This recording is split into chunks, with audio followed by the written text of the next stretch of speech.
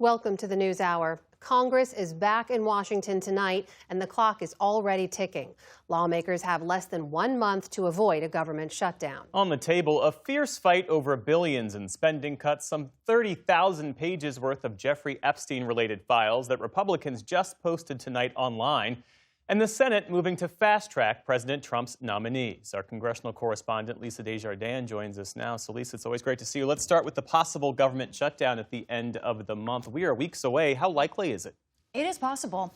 Let's take people through exactly how this is going to work, what we know. First of all, the deadline is September 30th to fund most of government. Now, any deal needs 60 Senate votes. So, of course, that means likely at least 7 Democrats would have to get on board. Now, that's led to this situation where, of course, Democrats know they have leverage here. They don't have leverage in a lot of cases. House Democratic leader Hakeem Jeffries today told reporters, including myself, that he's looking for a bipartisan solution, but what that really means is he wants some concessions.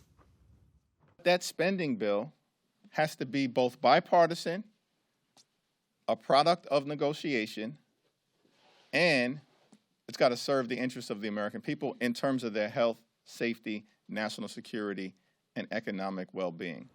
Health, safety, national security, economic, that covers everything. So There's a lot on the table for him, and this is the man really to watch. Senate Democratic leader Chuck Schumer. It's his vote that Republicans will need to get a funding bill through, or it could be his decision to try to go all the way to a government shutdown. It is very much on the table, a risky decision for Democrats either way. The pressure is on them to stand up to President Trump, try and get some policy changes, but some Democrats say a shutdown might benefit Trump. And why are they feeling the pressure this week, Lisa? Right. It seems like the 30th is a long way away. It's not. One reason is because in the middle of the month there will be a recess, a full week. So really it's just about 2 or 3 weeks they have. And remember, they're only in town 3 days a week mostly.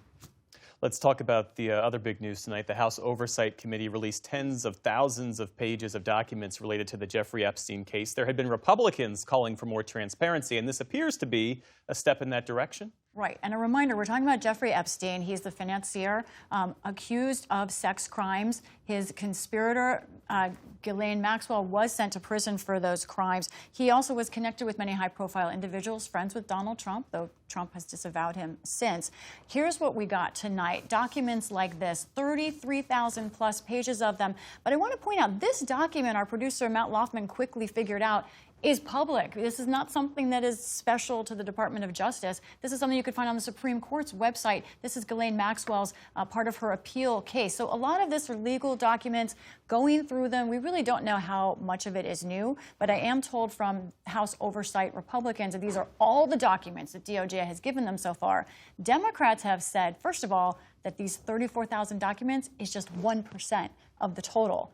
Now, Republicans are worried about something else going on. That's a bipartisan effort by two members of Congress, Democratic Representative Ro Khanna there on the right, and then Thomas Massie of Kentucky. They are trying to make an end run around House leadership to force release of all documents, make them all public. But the question is if the votes are there, and today's Speaker Johnson made it clear he doesn't want that effort, and I think this release tonight is an attempt to try and take votes away from that end run. So a lot in play.